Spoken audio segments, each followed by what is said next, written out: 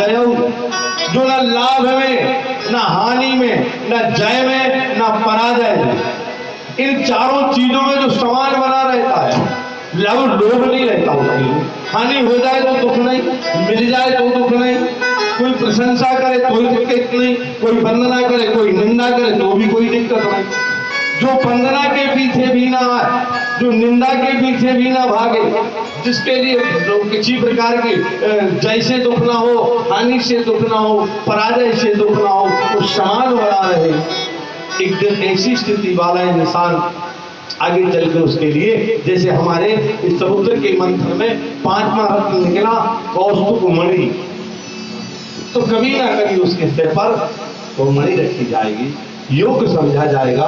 आज नहीं, कोई ना समझे इसके लिए कोई जरूरत नहीं, वो स्वयं अपने आप के लिए दिखा देगा, क्योंकि मृत्यु लोक का नियम है। हाँ, भगवान भी इस संसार में आए तो नहीं सिद्ध करना पड़ा। हाँ, बिना सिद्ध करे कठिन नहीं हो।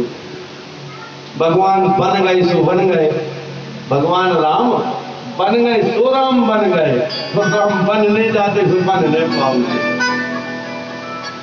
वो बन गए इसलिए बन गए ना, क्योंकि वाल्मीकि जी ने लिखा है कि त्यागाय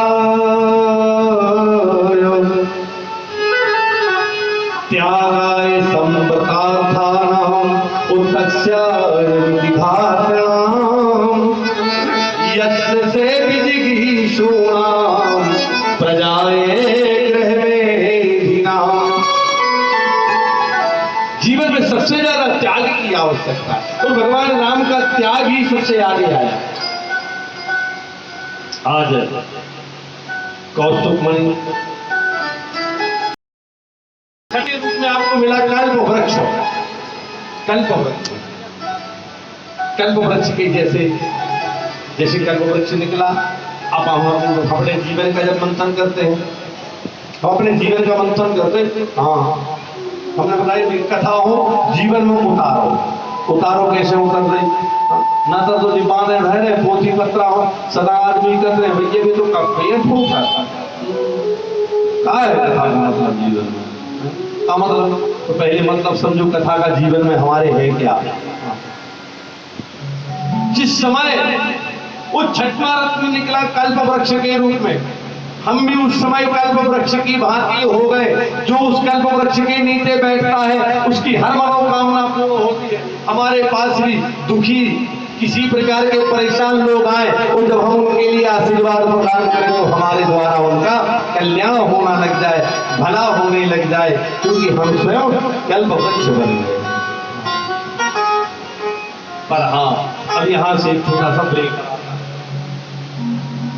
सातवें रत्न के रूप में हमारे यहाँ क्या होता है जीवन में, जब इतनी सारी चीजें प्राप्त होती हैं, अब क्या हुआ, मेनका नाम की अप्सरा निकली है ना, कह सकते अप्सरा निकली।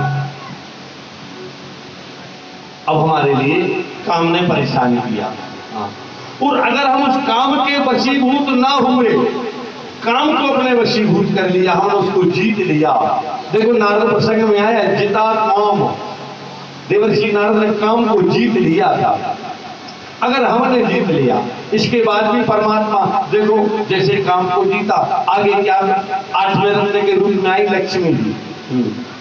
जब इतनी सब प्राप्ति हो जाए तो आपके लिए लक्ष्मी भी अटूट मिलेगी। हाँ, लक्ष्मी अटूट प्राप्त होगी, आपके पास लक्ष्मी की कमी नहीं आएगी।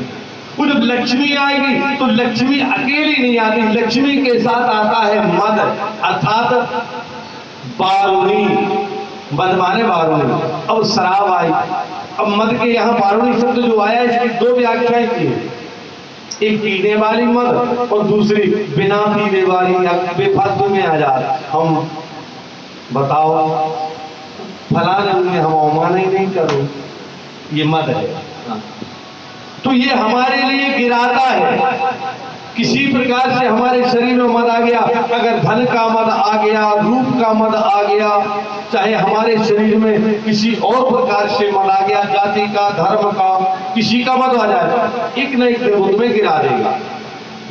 तो ये मद निकला है, लक्ष्मी के साथ मद आया, और अगर हम उस मद के वशीभूत नहीं हुए, जीत लिया उसको भी जीत लिया।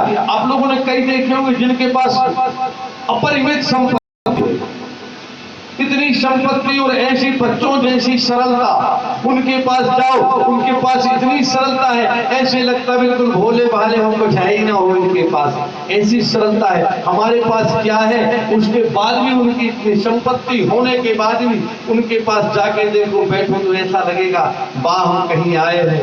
बताओ